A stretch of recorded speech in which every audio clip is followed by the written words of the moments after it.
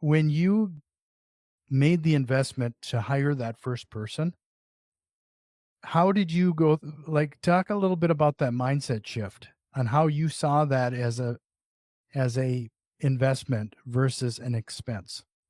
Um, so I'd had the same assistant, James, for about 10 years, but I've got my first assistant maybe 15, 20 years. And my coach said, think about all the things that you're doing all every day, write a list. And at the time, and that you can get a good assistant for 20 bucks an hour. They're a lot more expensive. But if you're doing assistant work, you're making 20 bucks an hour. And it just kind of hit me in the head, realized, geez, I need to let go. I'm a little bit of a control freak, but if you find the right person, you can let go, let go. So there's a lot of stuff I let him do. Your realtor shouldn't be building websites. That's James's job. There- I shouldn't be putting a lockbox on a house. That's not your realtor's. They should hire somebody else. It's almost like a doctor's office. But you don't want your doctor calling your insurance company and weighing you and doing all that other stuff. You want your doctor doing what the doctor's supposed to be doing. It's the same thing with the realtor, I think. And so it keeps me sharp. It keeps me really active. And we divide and conquer. And we have a list of things that he needs to do, and he knows what he needs to do. But I would say 95% of all realtors don't have an assistant. I outsell everybody in this office. I do 20, 30% of the business in the entire office, but I have an assistant, and that helps me quite a bit. I think everybody should have an assistant, but they don't want to pay for it. I don't know. How many realtors in your office come to you for mentorship? Oh, not anymore. Let's put it Hmm, that way. A lot.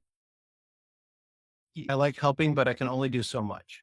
And sure. I'll spend a little bit of time with somebody, and then I will tell them to read my book or read the Gary Keller book called The Millionaire Real Estate Agent, or go to brianferry.com and read some scripts and tell me about that experience. And most of them don't do it. And if they can't do those simple things that top agents do, I don't want to talk to them. No, that makes I don't have the time for it. no, I completely understand that. I mean, whether you're a realtor to the level you are or an investor, we're trying to be, quote unquote, eventually become financially free.